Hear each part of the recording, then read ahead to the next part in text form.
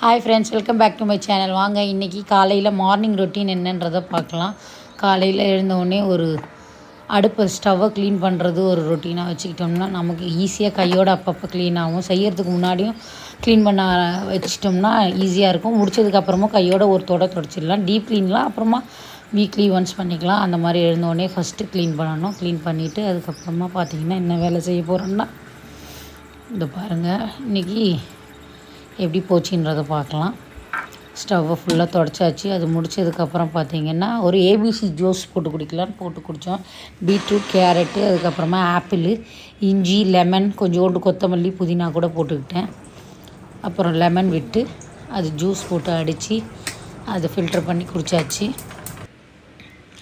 So ஒரு நாளைக்கு milk, ஒரு நாளைக்கு ஜூஸு, அந்த மாதிரி எதுவும் நம்ம வீட்டில் இருக்கிறது ஏற்ற மாதிரி வச்சு குடிச்சிக்கலாம். இது ரொம்ப ஹெல்த்தின்னு சொல்லுவாங்க. நம்ம வீட்டில் பசங்களுக்கு, குழந்தைங்களுக்கெல்லாம் போட்டு கொடுத்தோம்னா நல்லது. என்ன இருக்கோ அதுக்கு ஏற்ற மாதிரி காலையில் ஏதாவது ஒன்று குடிச்சிக்கலாம். அப்புறமா நைட்டு கொஞ்சோண்டு மீந்து போய் எடுத்து வச்சுருந்த சப்பாத்தியை பிச்சு போட்டு சில்லி சப்பாத்தி மாதிரி பண்ணேன். கொஞ்சோண்டு கடுகு, சோம்பு போட்டு, மிளகாத்தூள், உப்பு போட்டு இந்த பிச்சு போட்ட தண்ணி கொஞ்சோண்டு ஊற்றி லைட்டாக ஒரு கொதி வந்ததும் பிச்சு போட்ட சப்பாத்தி அதில் போட்டு நல்லா ஒரு மிக்ஸ் பண்ணிட்டு சால்ட் செக் பண்ணிவிட்டு தேவையானதை போட்டுட்டு மீதி இன்னும் நல்லா போட்டு மிக்ஸ் பண்ணிவிட்டு மேலே கொத்தமல்லியை தூவிட்டு அவ்வளோதான். அதை ஒரு பாக்ஸ் பேக் பண்ணியாச்சு. அதுக்கப்புறம் கொஞ்சம் பாத்திரம் இருந்தது, அதையும் கழுவியாச்சு. எப்பயும் நைட்டே கழுவிடணும். இது கொஞ்சம் இருந்ததால் சமைச்சி முடிச்சது, ஜூஸ் போட்டது அதெல்லாம் இருந்தது. அதெல்லாம் கழுவி வச்சுட்டு அதுக்கப்புறம் பாருங்கள் ஒரு கூடை ஃபுல்லாக வந்துருச்சு.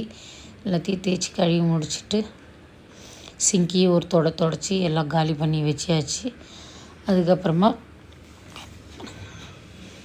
கொஞ்சோண்டு வெஜிடபிள் வச்சு சாப்பிட்டா நல்லாயிருக்கும்னு சொல்லிவிட்டு கேரட்டு, அவரைக்காய், அதுக்கப்புறம் கோஸு இதெல்லாம் கட் பண்ணி போட்டு நல்லா வாஷ் பண்ணி எடுத்து குக்கரில் போட்டு ஸ்டீம் பண்ணிவிட்டு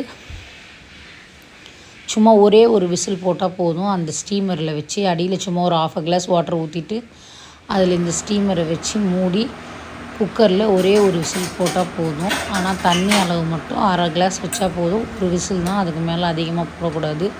அதை மூடிட்டு அதை வச்சுட்டு ஒரு விசில் வர்றதுக்குள்ளே பார்த்திங்கன்னா நம்ம சைடில் ப்ரொக்கோலி கட் பண்ண போகிறோம். ப்ரொக்கோலி அதாவது வெஜிடபிள்ஸ் நிறைய எடுத்துக்கிட்டால் நம்மளுக்கு ரொம்ப ஹெல்தி.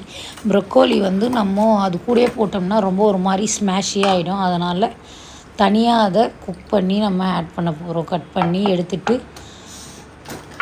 இப்போ நம்ம என்ன பண்ண போகிறோன்னா ப்ரொக்கோலி கட் பண்ணி வச்சது கூட ஒரு வெங்காயமாக கட் பண்ணி வச்சுக்கிறோம். இந்தமாரி குப்பையெல்லாம் தனியாக ஒரு பேஸ்கெட்டோ ஒரு கிண்ணம் பவுல் மாதிரி வச்சுக்கிட்டு கூட எடுத்து வச்சோம்னா நமக்கு ஈஸியாக அதை எடுத்து போடுறதுக்கு ஈஸியாக இருக்கும். இல்லைன்னா நம்ம செய்கிற இடத்துல கட் பண்ணி கீழே போட்டோம்னா மெஸ்ஸி ஆகிடும். இப்போ பாருங்கள், அது நீட்டாக இருக்கும். இப்போ இந்த கட் பண்ண ஆனியனும் ப்ரொக்கோலியாக ரெடியாக இருக்கா. நம்ம ஆல்ரெடி குக் பண்ணோம்ல, ஒரே விசில் தான். அதை பாருங்கள் எவ்வளோ நல்லா அழகாக வந்திருக்கு. சூப்பராக வெந்திருக்கும். ரொம்பவும் சின்ன இல்லாமல் இருக்கும். இப்போ ஒரு பேன் வச்சுக்கிறோம். அடுப்பில் வச்சுட்டு அதில் கொஞ்சோண்டு 1 டீஸ்பூன் ஆயில் போட்டுக்கிறோம். குக்கிங் ஆயில் போட்டுட்டு சோம்பு, கடுகு கொஞ்சம் போட்டுக்கிறோம். அது கூட பார்த்திங்கன்னா கருவேப்பிலை போட்டுக்கலாம். அது நம்ம இஷ்டம் தான், வேணுனாலும் போட்டுக்கலாம். அப்புறமா பெருங்காய பொடியும் கொஞ்சம் போட்டுக்கிட்டு இந்த கட் பண்ண ஒரு ஆனியன் போடுறோம்.